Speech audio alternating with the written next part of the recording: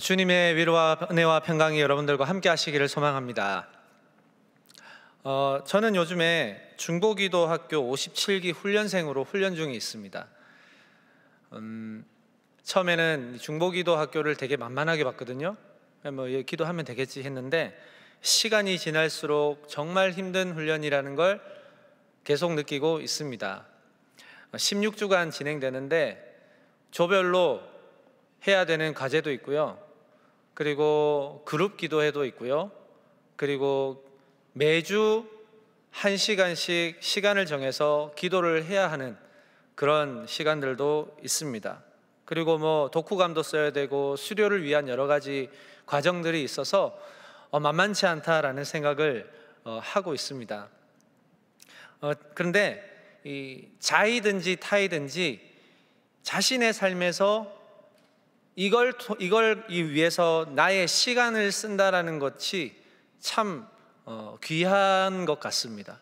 그러니까 무언가를 위해서 나의 가장 소중한 시간을 투입한다는 것이 참 어려운데 그만큼 가치가 있기 때문에 시간을 투여하는 거 아니겠어요? 그래서 이 중보기도 학교가 저의 시간을 투입할 만큼 참 가치 있는 시간이다, 이렇게 생각이 듭니다. 그래서 저는 기대감이 있어요. 중보기도 학교를 수료한 후에 저에게 미칠 기도의 삶, 그리고 기도 훈련이 가져다 줄 놀랍고 풍성한 은혜를 저는 기대를 하고 있습니다. 저는 어릴 때부터 기도 훈련을 참 많이 했습니다. 그런데 훈련을 할 때마다 늘 새로워요. 그리고 할 때마다 저의 부족함을 많이 느껴요. 그래서 기도는 내가 죽을 때까지 훈련하다가 가야겠구나라는 생각이 계속 들거든요. 그래서 기도에는 완성이 없는 것 같습니다. 기도는 끊임없이 훈련해야 되고 끊임없이 연습의 과정이 필요하다는 걸 이번 57기 중보기도 학교를 통해서 계속 느끼고 있습니다. 그래서 여러분들께도 중보기도 학교를 꼭 추천해드리고 싶어요. 여러분의 기도의 불씨가 좀 약해졌다? 아니면 내 기도의 어떤 방법을 잘 모르겠다?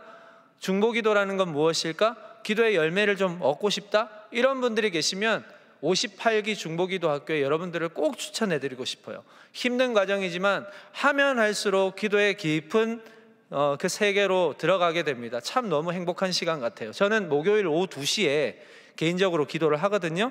그래서 기도실에 가서 1시간 정도 이렇게 기도를 합니다.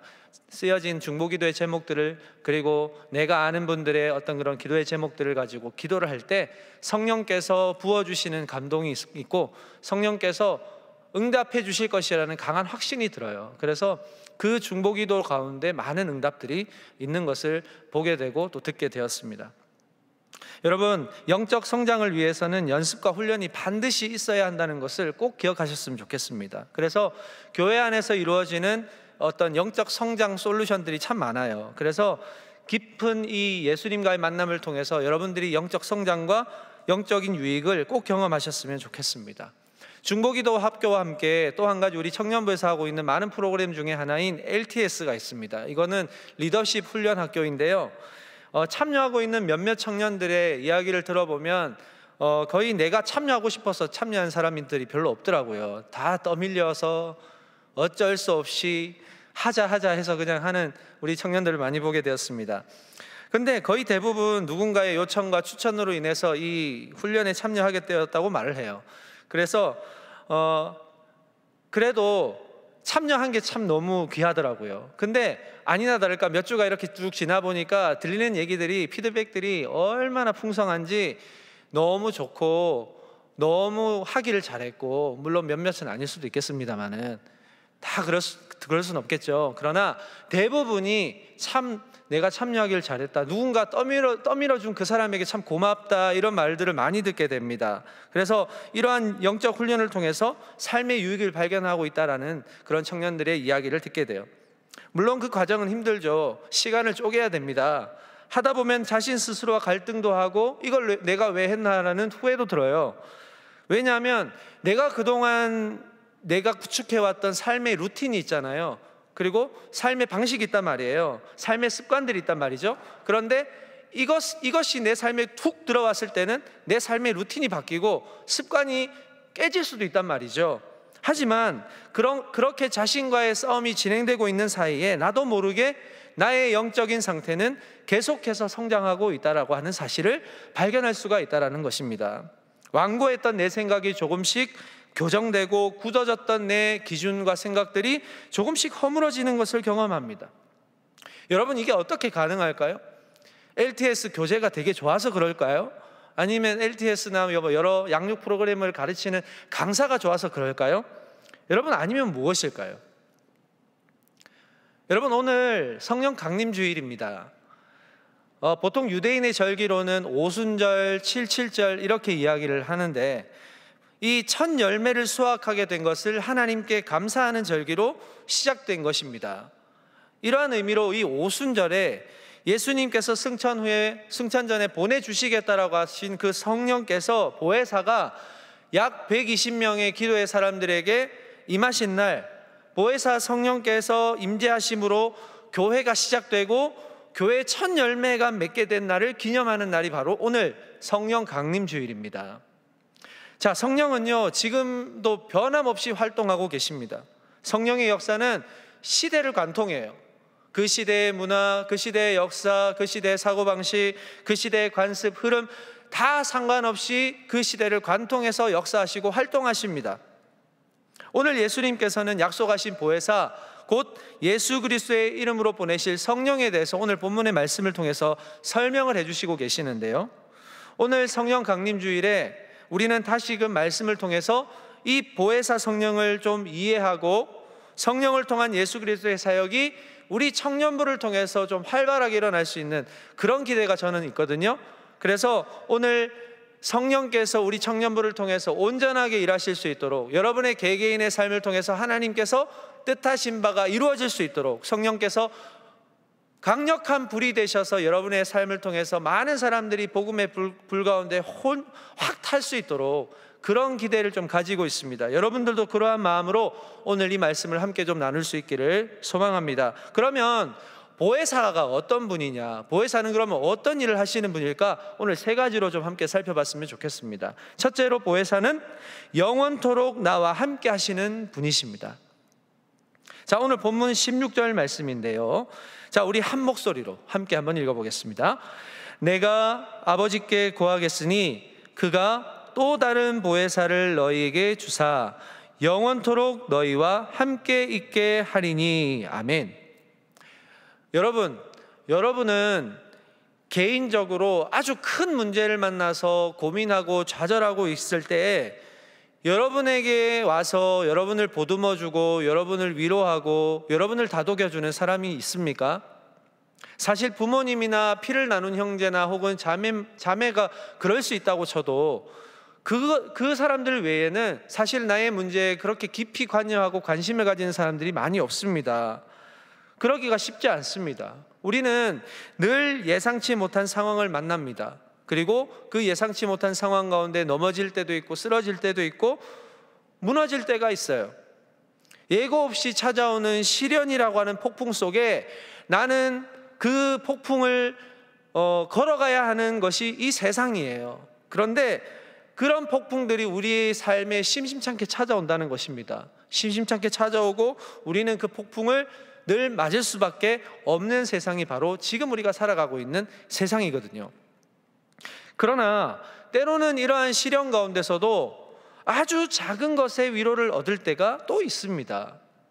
아무것도 하지 못할 정도로 녹초가 되어서 그 문제 앞에 쓰러져서 암담해하고 있을 때 자신의 시간을 뒤로 하고 찾아와 주어서 함께 슬퍼해주고 때로는 밥도 먹여주고 이야기도 나눠주고 그런 친구 혹은 그런 지인이 있을 때 그때 그들로부터 받는 위로와 격려는 이루 말할 수 없을 정도로 참 고맙거든요. 비록 나에게 있는 문제는 여전히 그대로고 변하는 것은 하나도 없겠지만 그 친구나 그 지인으로 인해서 나는 이 문제를 딛고 일어날 힘을 얻고 그동안에는 좌절의 에너지가 내 안에는 팽배했는데 그 사람을 만나서 내 안에 좌절 에너지가 아니고 희망의 에너지를 다시금 얻어서 내가 변화되어 다시 견딜 수 있는 그런 힘, 맞설 수 있는 힘을 공급받는 것, 그것이 바로 이 관계가 주는 힘이 아닐까 싶습니다. 저에게도 개인적으로 그런 사람이 한 명 있습니다. 저희 와이프가 1순위인데요. 저희 와이프 빼고요. 저희 지인 중에 한 사람이 있어요. 제가 신학대학교를 03년도에 입학을 했거든요. 03년도에 입학했는데 그 친구는 04년도에 입학을 했습니다. 제가 85년생이거든요. 그렇게 안 보이시죠? 침묵을 일관하시는데 그렇게 안 보여서도 어쩔 수 없습니다. 85년생입니다. 그런데 제가 빠른 생일이라 84년생들하고 같이 수업을 했거든요. 84년생들하고 동기예요. 그래서 제가 84년생들과 동기들과 함께 이제 지내니까 뭐 84년생들하고는 거의 친구예요. 그냥 야, 너 이러는데 그 친구, 제가 소개하는 친구는 04년도에 들어왔으니까 저를 뭐라고 부르겠습니까? 선배님 혹은 형이라고 부르겠죠. 이제 그렇게 부르는 거예요. 그런데 나중에 알고 보니까 저는 85년 2월생인데 그 친구는 85년 3월생이더라고요. 한 달 차이요, 한 달 차이. 한 달 차이인데 저를 형이라고 부르더라고요. 근데 알고 보니까 나중에는 얘기를 들어보니까 알고 있었대요. 알고 있는데 이미 형이라고 불렀는데 지금 와서 내가 어떻게 하느냐 이렇게 이야기를 하더라고요. 참 고마운 동생인 것 같아요. 고맙지 않아요? 네. 형이라고 하다가 나중에 친구 먹으면 억울할 것 같습니다. 여러분, 친구를 먹어도 이상하지 않은데 알면서도 지금까지 형이라고 불렀으니까 여러분, 그 친구와 저는 20년 정도 알고 지낸 것 같습니다. 지금도 만나고 교제하고 밥도 먹고 이제 결혼됐으니까 가족끼리도 만나서 교제하고 그런 사이거든요. 그래서 제가 동안교 오기 전에는 대구에 있었습니다. 대구에서 제가 사역을 할 때 그 친구도 대구에 있었어요. 근데 제가 작년 12월에 이제 서울로 올라왔는데 그 친구도 서울로 올라왔어요. 정말 희한하지 않습니까? 그 친구의 직업은 목사입니다. 참 희한하게도 이런 비슷한 지역에서 사역을 하고 가끔씩 얼굴도 보고 차를 마실 수 있다는 게 참 신기해요. 그 친구가 참 각별한 것 같아요. 함께 학교도 다녔고 함께 기숙사 생활도 했고 함께 자취도 했고 또 학교 비슷한 시기에 연애도 하고 비슷한 시기에 결혼도 했어요. 그러다 보니까 자녀들도 비슷한 또래예요. 그래서 둘도 없는 친구 사이거든요.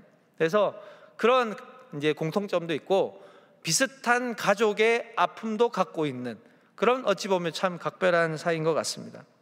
힘든 일을 겪어서 힘이 빠져 있을 때 그 친구는 어김없이 저에게 연락을 해줍니다. 맛있는 것도 보내주고 또 찾아와서는 같이 이런저런 이야기를 하면요, 없던 에너지가 막 생기는 것 같아요. 뭔가 더 힘이 나는 그런 경험을 한다는 것이죠. 가끔씩 문제가 있어서 서로 만나자고 해서 만나고 보면 막상 그 얘기를 안 해요. 그냥 농담 따먹고 그냥 일상 얘기하고 사실 그러거든요. 그러다 보면 막상 문제에 대한 얘기를 안 했는데 그 친구를 만나고 나면 문제 해결의 실마리가 보이는 것 같아요. 그래서 다시 일어설 수 있는 힘을 공급받는 그런 기분이 좀 듭니다. 저는 그 친구를 그렇게 생각하고 있는데 그 친구는 저를 어떻게 생각하고 있는지 저는 몰라요. 여러분, 믿음 안에서의 좋은 관계는 이렇게 사람을 변화시키고 주저앉았을 때 일어날 수 있도록 하는 힘을 공급해 주는 것 같습니다. 제가 이 얘기를 왜 드리냐면 오늘 예수님께서 보내시는 이 보혜사 성령께서 그러한 위로자가 되어주신다는 사실입니다. 사람의 위로 정도가 아니고요, 훨씬 더 위대하고 깊은 위로자의 역할을 하십니다. 내 친구가 주는 위로도 나를 변화시키고 힘을 북돋아 주지만 보혜사 성령께서는, 즉 위로라고 이름하는 이 성령님은 우리의 깊은 곳에 있는 상처까지도 보듬어 주시는 그런 분이라는 사실이에요. 우리가 잘 아는 찬양 중에 아바 아버지라는 찬양이 있죠. 여기에서 후렴에 뭐라고 나오냐면 주님 내 마음을 고치시고 볼 수 없는 상처 만지시네, 나를 아시고 나를 이해하시네, 내 영혼 새롭게 세우시네, 이런 후렴의 가사가 있어요. 여러분 다 아시리라 믿고 우리 이 후렴만 같이 한번 불러봤으면 좋겠습니다. 키보드 좀 켜주실래요? 네.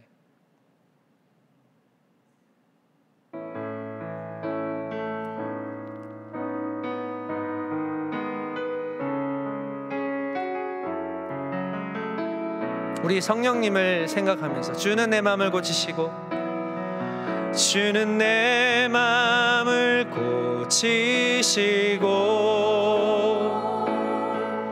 볼 수 없는 상처 만지시네. 나를 아시고 나를 이해하시네. 내 영혼 새롭게 다시 한번 찬양할까요? 주님 내 마음을 고치시고 주님 내 마음을 고치시고 볼 수 없는 상처 볼 수 없는 상처 만지시네. 나를 아시고 나를 이해하시네. 내 영혼 새롭게 세우시네. 할렐루야. 여러분, 사람은 사람의 속사람을 다 헤아리고 치유할 수 없지만 우리 성령께서, 보혜사 성령께서는 보이지 않는 마음의 상처도 다 아시고 고치시는 분이십니다. 고린도전서 2장 11절 말씀에 이렇게 이야기합니다. 사람의 일을 사람의 속에 있는 영 외에 누가 알리요? 이와 같이 하나님의 일도 하나님의 영 외에는 아무도 알지 못하느니라. 여러분, 그리스도 안에는 그리스도의 영이 있습니다. 그분이 바로 성령님이십니다. 그 성령께서 보혜사로서 우리 안에 거하시고 우리의 심령의 상태를 살피시고 위로하시며 그 마음을 치료하시는 분이십니다. 자, 그러면 이러한 보혜사 성령께서 우리와 함께 하시는데요, 언제까지 함께 하신다고 말씀을 하시나요? 영원토록 함께 하신다고 말씀하고 있습니다. 하나님의 시간은 우리가 생각하는 몇 시간, 몇 분, 몇 주, 몇 달, 몇 년, 이 개념이 아닙니다. 우리 주님은 시간의 주인이세요. 그래서 영원을 우리에게 약속하고 계십니다. 이 약속은 하나님께서 예수 그리스도를 이 땅에 보내실 때 하신 약속과 동일합니다. 이사야서 7장 14절에 보니까 이렇게 말씀합니다. 그러므로 주께서 친히 징조를 너희에게 주실 것이라. 보라, 처녀가 잉태하여 아들을 낳을 것이요 그의 이름을 임마누엘이라 하리라. 구약 이사야 선지자에게 하나님께서는 친히 처녀가 잉태하여 아들을 낳으리라고 말씀을 하시는데 그 이름이 임마누엘이다, 이렇게 말씀을 하십니다. 여러분, 그 이름의 의미가 무엇일까요? 임마누엘? 마태복음 1장 23절입니다. 보라, 처녀가 잉태하여 아들을 낳을 것이요 그의 이름은 임마누엘이라 하리라 하셨으니 이를 번역한즉 하나님이 우리와 함께 계시다 함이라. 아멘. 저를 한번 따라 하시겠어요? 하나님이 우리와 함께 하신다.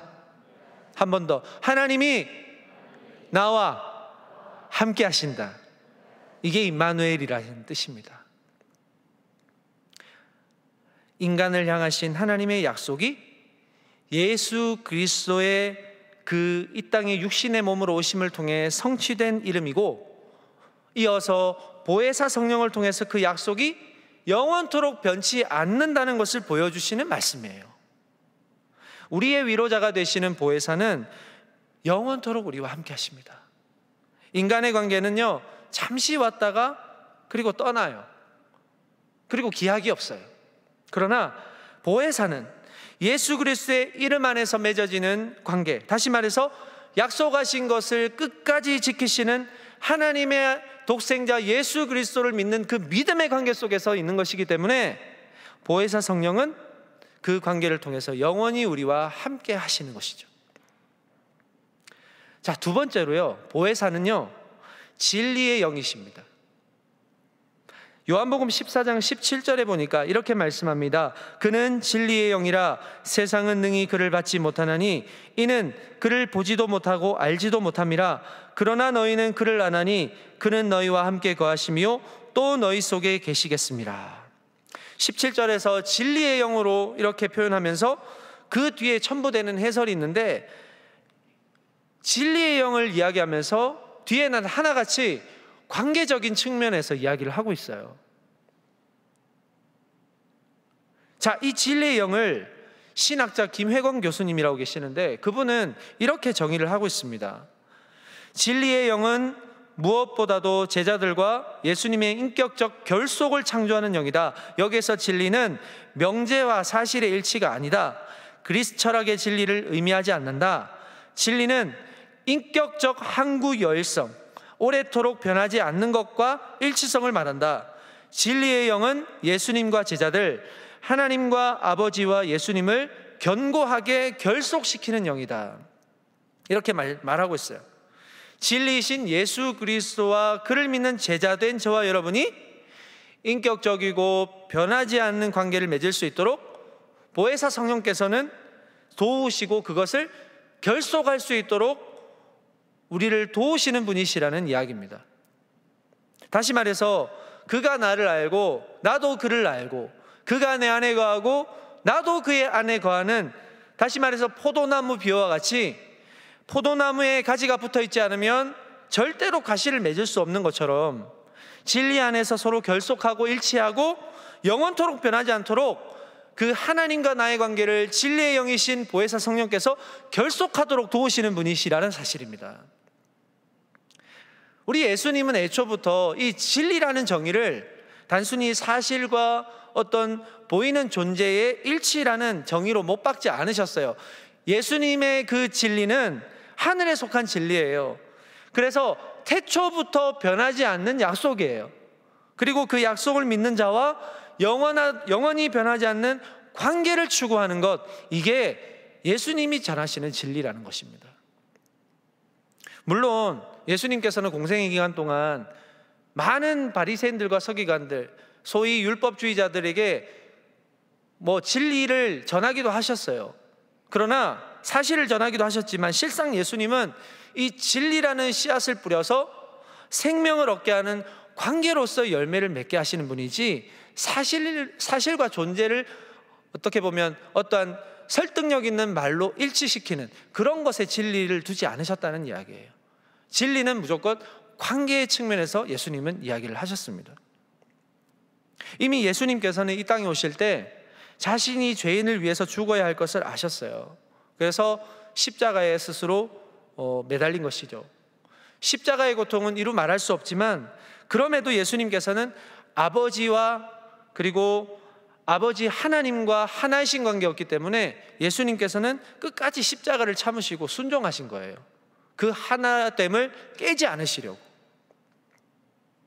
보혜사 성령은 우리 눈에 보이지 않지만 믿음 안에서 살아가는 저와 여러분이 예수 그리스도와의 관계가 변하지 않고 영원할 수 있도록 진리의 영으로서 여러분들을 도와주십니다. 그 진리의 영이 계시기 때문에 우리가 가끔씩은 어둠을 만나고 고난을 만날지라도 그 어둠에 잠식되지 않도록, 그 어둠에서 헤매지 않도록 도와주세요. 자, 18절에서 20절 말씀 우리 함께 보실까요? 이렇게 말씀하죠. 내가 너희를 고아와 같이 버려두지 아니하고 너희에게로 오리라. 조금 있으면 세상은 나를 다시 보지 못할 것이로되 너희는 나를 보리니 이는 내가 살아있고 너희도 살아있겠습니다. 그날에는 내가 아버지 안에 너희가 내 안에 내가 너희 안에 있는 것을 너희가 알리라. 예수 그리스도와 관계가 없는 사람은 절대로 성령이 함께 하시지 않습니다. 지식적으로 안다고 해서 예수님과 관계를 맺을 수 없어요. 말 그대로 그가 내 안에 거하셔야 돼요. 내가 그 안에 또 거하셔야 돼요. 거해야 돼요. 그런 관계여야만 합니다. 성령은 예수 그리스도를 증언하는 영이세요. 그래서 내 신앙의 고백들을 통해서 그리고 내 삶의 모습을 통해서 성령은 예수 그리스도를 증언하십니다. 단순히 안다고 해서 나타나는 게 아니라는 이야기죠. 여러분, 안다라는 것만 따지고 보면 우리의 대적 마귀는 예수님을 누구보다도 잘 아는 존재입니다. 예수님의 속성을 꿰뚫고 있습니다. 그러나 마귀는 예수님과 관계 맺지 않습니다. 예수님의 말씀에 순종하지 않습니다. 예수님이 말씀하시는 늘 반대편에 있어요. 마태복음 8장 29절에서 30절에 보니까 이렇게 말합니다. 또 예수께서 건너편 가다라 지방에 가시매 귀신 들린 자 둘이 무덤 사이에서 나와 예수를 만나니 그들은 몹시 사나워 아무도 그 길로 지나갈 수 없을 지경이더라. 이에 그들이 소리질러 이르되 하나님의 아들이여 우리가 당신과 무슨 상관이 있나이까? 때가 이르기 전에 우리를 괴롭게 하려고 여기 오셨나이까 하더니, 마귀는 예수님이 하나님의 아들이심을 알고 있습니다. 그러나 예수님과 관계 맺지 않습니다. 사랑하는 여러분, 오늘 저와 여러분의 삶은 어떻습니까? 예수님과 상관이 있는 삶을 살고 계시나요? 아니면 예수님과 상관이 없는 삶을 살고 계시나요? 여러분, 우리의 삶은 참 유한합니다. 그리고 짧죠. 당장 5분 뒤에도 무슨 일이 일어날지도 모르는 삶을 우리는 살아가고 있습니다. 한 치 앞도 모르는 저와 여러분의 삶을 우리는 그럼 누구로부터 인도되어야 될까요? 바로 성령이십니다. 이건 변함없는 사실입니다. 유한한 삶에 대한 막연한 두려움 때문에 성령의 인도하심을 받아야 된다는 게 아니에요. 본질상 우리는 진노의 자녀입니다. 그래서 저와 여러분이 예수 그리스도의 구원의 그 이름을 믿어서 세상과 구별된 길을 가려고 하더라도 우리는 여전히 진리의 길이 어딘지를 잘 모르기 때문에 보혜사 성령의 진리의 영으로 인도됨을 받아야 된다는 거예요. 그래야 우리가 진리의 길이 어딘지를 알면서 걸어갈 수 있고, 짧고 유한한 인생이라 할지라도 성령께서 우리와 함께 하시기 때문에 그 삶이 유한하더라도 절망이 아니에요. 오히려 소망을 가지고 걸어갈 수가 있는 것입니다. 절망이 아니라 소망이기 때문에 저와 여러분이 살아가고 있는 삶 속에서, 가지고 있는 직장 속에서, 살아가고 있는 삶의 모습 속에서 성령께서 주시는 그 진리의 영이 여러분들을 깨닫게 하시고 삶의 가치가 어디 있는지를 알게 하셔서 여러분들이 살아가는 삶이 비록 짧고 유한하지만 무의미하게 살아가게 하시지 않는다는 거예요. 진리의 영이신 성령께서 우리의 길을 인도하실 때 우리는 가장 안전하고 확실한 길을 걸어갈 수 있습니다. 성령은요, 절대로 실수하시는 분이 아니에요. 가장 빠르고 정확하십니다. 그리고 완전하십니다. 나의 생각보다 훨씬 크신 분이죠. 그래서 우리가 고와 같이 버림당했다고 생각하며 살아갈 때가 또 있습니다. 하나님 살아계시나? 하나님은 살아계시면서 왜 나에게 이런 고난을 주시지? 의심을 가질 때가 있죠. 그럼에도 여전히 성령은 어디 계실까요? 여러분들과 함께 하십니다. 성령이 함께 하시는 사람도 종종 어려움 만납니다. 오히려 더 큰 어려움을 만나죠. 어둠의 시간을 겪습니다. 그러나 이내 그들이 겪는 어두움은 알고 보면 어둠이 아니라는 걸 또 깨닫게 돼요. 그걸 성령께서 깨닫게 하신다는 것입니다. 성령은 어둠 가운데 있는 자녀에게 진리의 빛이 되시는 예수 그리스도를 찾을 수 있도록 우리를 도와주시는 분이십니다. 그리고 좌절과 절망의 순간 속에서도 끝까지 예수님을 찾게 하시고, 좌절에 얽매이고 좌절에 잠식되지 않고 그럼에도 말씀을 붙들게 기도할 수 있도록, 믿음의 사람들과 교제하도록 하나님은 우리를 인도해 나가신다는 거예요. 방 안에만 처박혀 있게 하지 않으시고 그럼에도 말씀을 붙들게 하시고 찬양하도록 입술을 열어주시고 기도하면서 하나님의 긍휼을 구할 수 있는 그러한 하나님의 생각들을 부어주시고 깨닫게 하신다는 이야기예요. 그건 내가 할 수 있는 가능한 생각들이 아니거든요. 성령 하나님께서 주시는 생각이거든요. 그래서 보혜사 성령은 진리의 영이십니다. 동시에 위로자이시고 격려자가 되십니다. 여러분에게 묻겠습니다. 예수 그리스도께서 여러분 안에 거하심을 믿으십니까? 여러분도 예수님 안에 거하고 계심을 믿으십니까? 포도나무와 가지가 꼭 붙어 있다면 문제가 안 돼요. 폭풍우가 몰아치고 비바람이 몰아치더라도 그 끝에는 최상급의 포도 열매를 반드시 맺는다는 그 사실을 꼭 기억하시기 바랍니다. 성령께서 여러분을 고아와 같이 버려두지 않으시고 환난 날에도 주저앉아 있게 하지 않으시고 어둠을 어둠으로 인식하지 않고 여전히 밝은 빛을 향한 소망을 품게 하세요. 지금 혹시 환난의 때를 당하고 계십니까? 고난의 때에 놓여 계십니까? 여러분의 환난의 때가 아니라는 걸 성령께서 깨닫게 하실 겁니다. 왜냐하면 성령께서 여러분의 환난의 때에도 같이 하시거든요. 말씀을 통해서 성령께서 여러분을 어떻게 돕고 계시는지를 주목해 보십시오. 그리고 성령님을 의지하십시오. 어둠은 결코 빛을 이기지 못한다는 그 사실 꼭 기억하시기를 바랍니다. 자, 셋째로 보혜사는 가르치신 것을 생각나게 하시는 분이 있습니다. 오늘 본문 26절 말씀입니다. 보혜사 곧 아버지께서 내 이름으로 보내실 성령, 그가 너희에게 모든 것을 가르치고 내가 너희에게 말한 모든 것을 생각나게 하리라. 예수께서 부활하시고 승천하신 후에는 더 이상 이제 육신으로는 함께 하시지 않으시잖아요. 그리스도의 영이신 보혜사 성령께서 제자들에게 예수 그리스도의 가르침을 생각나게 하시고 예수님의 명령을 수행하도록 도우실 것이라고 분명히 말씀을 하셨습니다. 사실은 이 제자들은 예수님의 부재시에 이들이 무엇을 해야 할지를 몰랐어요. 부활 후에 디베랴 호숫가에서 예수님께서 고기 잡고 있던 베드로에게 찾아오시잖아요.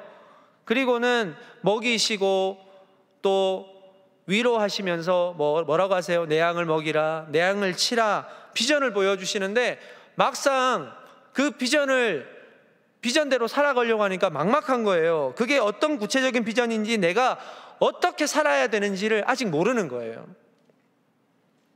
다만 예수님께서 뭐라고 하시냐면 보혜사를 보내줄 거니까 기다리라, 그리고 기도해라고 말씀을 하시니까 순전히 제자들은 그 보혜사를 기다리며 기도하고 있었어요. 자, 사도행전 1장 13절에서 14절 말씀해 보니까 이렇게 말씀하시는데요.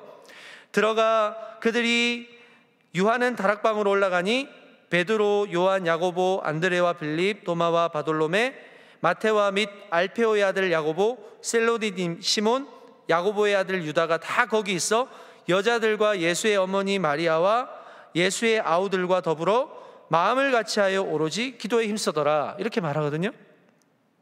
여러분, 제자들이 기도에 힘썼다라는 이유가 무엇일까요? 예수님이 그냥 시켜서 기도했던 것도 물론 있겠지만, 이 제자들이 예수님이 기도하라고 했을 때 기도했던 것은 예수님과의 관계가 끊어지지 않도록, 인간적인 계산이나 육적인 시험에 들지 않도록 기도했다는 것입니다. 예수님은 떠나셨어요. 그러면 이제 우리만 남았는데 우리가 기도하지 않는다. 그러면 인간적인 생각들이 막 들어오겠죠. 인간적인 계산들이 막 세워지겠죠. 여기저기서 사람들이 가장 좋은 방법이라고 제시하겠죠. 예수님의 길은 여기야, 예수님의 길은 여기야, 아니야, 여기야, 막 싸우겠죠. 그러나 기도한다는 건 무엇일까? 예수님이 알려주신 신호가 분명히 기도해달라는 것을 이야기하는 거예요. 여러분에게 문제가 무엇입니까? 갈등의 소지가 무엇입니까? 환난의 그 제목이 무엇입니까? 여러분, 기도하시기 바랍니다. 기도의 해답이 있어요. 기도의 정답이 있습니다. 제자들은 예수님이 보내실 보혜사를 기다리면서 자신의 뜻과 육신적인 생각에 지배당하지 않도록 이들은 기도했어요. 기도는 영혼이 메마르지 않도록 하는 호흡입니다. 주님과 교통하는 통로입니다. 오로지 주님의 뜻을 위해 몸부림치는 행위, 그게 바로 기도입니다.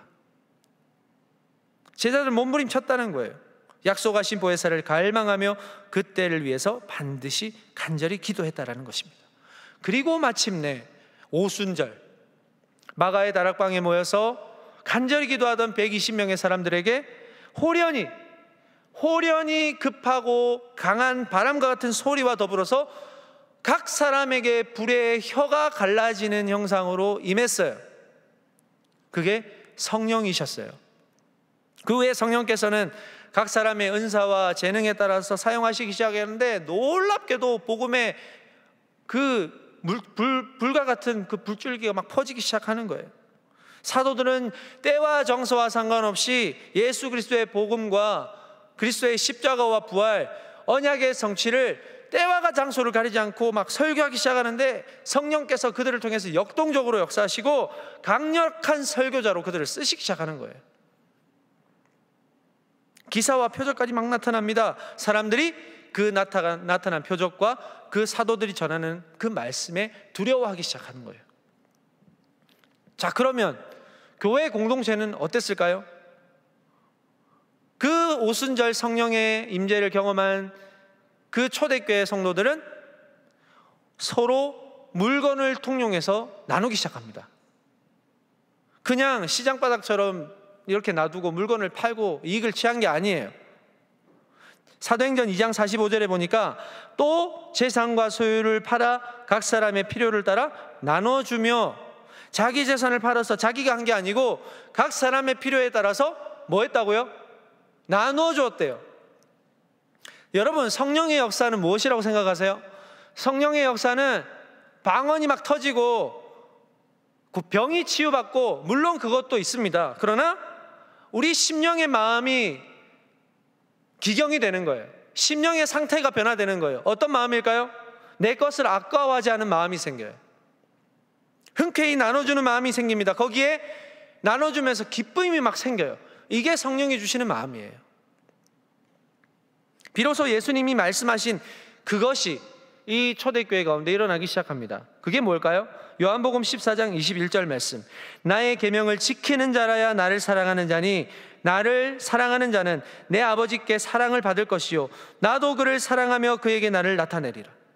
진리의 영이신 보혜사 성령께서는 예수님이 계명을 지키는 방법을 초대교회에 가르쳐 주신 거예요. 계명을 지키는 방법이 뭘까? 성령 충만한 사람이 계명을 지키는 방법이 무엇일까? 그 가르침은 곧 이웃을 사랑하는 삶이었어요. 그 삶이 이어지도록 성령께서는 도우셨다는 거예요. 그리고 그걸 깨닫게 하셨다는 거예요. 그 바쁜 와중에 성령이 충만해서 복음을 전하고 예수 그리스도의 살아계심을 증언하는 것도 모자란데 어떻게 자기 소유를 받아서 각자의 필요에 따라 나눠줘야겠다는 생각을 어떻게 했을까요? 정말로 성령의 충만한 공동체는 그냥 말씀만 듣고 교제하고 끝나는 공동체가 아닙니다. 어떨까요? 그 안에서 생명이 되살아나는 거예요. 각 부서에서 생명이 막 되살아나는 거예요. 치유가 막 일어나는 거예요. 서로 내 것을 막 나눠줘도 아깝지 않은 거예요. 서로 용서할 수 있는 마음이 막 생기는 거예요. 내가 조금 더 참고자 하는 마음이 생기는 거예요. 용서하는 거예요. 이해하는 거예요. 상처 입은 자가 회복되는 거예요.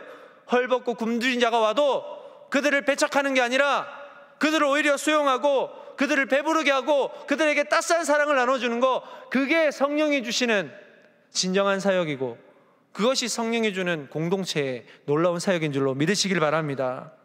여러분, 청년의 1부부터 10부까지 그런 각 부서마다 놀라운 성령의 역사가 불길처럼 일어날 수 있는 귀한 공동체 될 수 있기를 축복합니다. 여러분, 이건 누가 하라고 해서 되는 게 아니에요. 성령께서 이 공동체 안에서 예수님의 가르침을 생각나게 하시고 계명을 지키고자 할 때 역사하신다는 거예요. 여러분, 이 예배 안에도요 성령께서 충만하게 역사하십니다. 오늘 저는 4번 왔어요. 소위 온다는 이야기가 뭔지 잘 모르실 텐데 왔어요. 그냥 전 주리 간사님한테 늘 온다고 얘기하거든요. 오늘도 오겠네요 막 이러는데요, 오늘 4번 왔어요. 오늘 예배를 준비하는 우리 예배위원들과 그리고 봉헌위원들을 보고 한번 왔어요. 감동이 왔어요. 그리고 오늘 찬양하는 우리 뒷불로 찬양하면서 또 왔어요. 그리고 찬양대를 보며 또 한 번 왔어요. 그리고 마지막으로 인투 기도에 참여하고 예배 참여하는 여러분들 보면서 소름이 돋았어요. 이거 내가 느끼고자 하는 마음이 아닌 것 같던데요. 기도하면서 하나님, 오늘도 나에게 되도록이면 많이 올 수 있도록 해주십시오 했는데 진짜 많이 오더라고요. 성령께서 이 청년의 예배 가운데 놀랍도록 은혜 부어주시려고 준비 중이십니다. 저는 그게 느껴지거든요. 여러분, 저는 여러분들에게 도전합니다. 예배 나오실 때 그냥 시간 되었다고 나오시는 습관보다는 성령의 함께 하심이 이 예배 가운데 경험하게 해달라고 간절히 기도하는 마음으로 이 예배 나오시길 바랍니다. 그럴 때 여기에 모이신 수백 명의 청년 여러분의 그 간절함이 모아져서 성령께서 도우시고 그 안에서 놀라운 생명의 치유와 회복의 역사와 갈등과 분쟁의 회복과 평화를 맛보는 놀라운 현장이 될 줄로 믿습니다. 그래서 저는 우리가 기도하는 예배전 기도하는 인투 기도회가 참 그렇게 귀한 거예요. 그냥 단순히 예배 잘 드리려고 그걸 위해서 기도하는 게 아니에요. 예배의 주인 되신 하나님께 나 한 사람이 먼저 거룩함으로 무장하고 성령의 함께 하심을 간구할 때 그 기도가 모아져서 이 예배에, 그리고 우리 각 부서의 셀 모임에, 그리고 개인의 신앙에 놀라운 성령의 도우심이 일어나는 것입니다. 사랑하는 여러분, 마음을 모아서 기도합시다. 지금은 기도해야 될 때예요. 기도가 없이는 절대로 성령의 역사도 일어나지 않습니다. 말씀을 맺겠습니다. 때를 기다리며 기도하는 공동체와 개인을 통해서 성령께서는 분명히 일하십니다. 우리의 삶에, 각자의 삶의 터전에서 열심히 일하면서도 이 일을 통해서 예수 그리스도가 증언되는 것, 여러분의 삶을 통해서 예수님이 증거되는 것, 이걸 하나님은 가장 기뻐하시거든요. 우리 동안의 청년 공동체가 하나님의 일 많이 하는 거 참 좋아요. 그러나 이 일 앞에 성령의 함께 하심을 간절히 사모하며 우리가 성령의 인도하심을 구하고 있는가, 성령께서 우리 앞서 일하시고 계시는가를 먼저 확인하고 점검하는 것이 더 중요합니다. 영적 회복을 갈망하는 여러분들의 그 간절함 속에 예수님과의 관계를 도우시고 인도하시는 성령께서 함께 하십니다.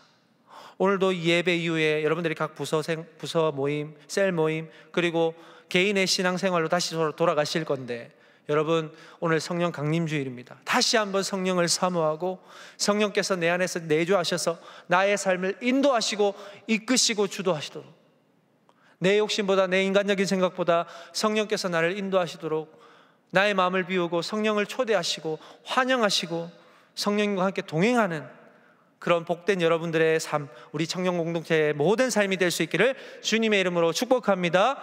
기도하겠습니다.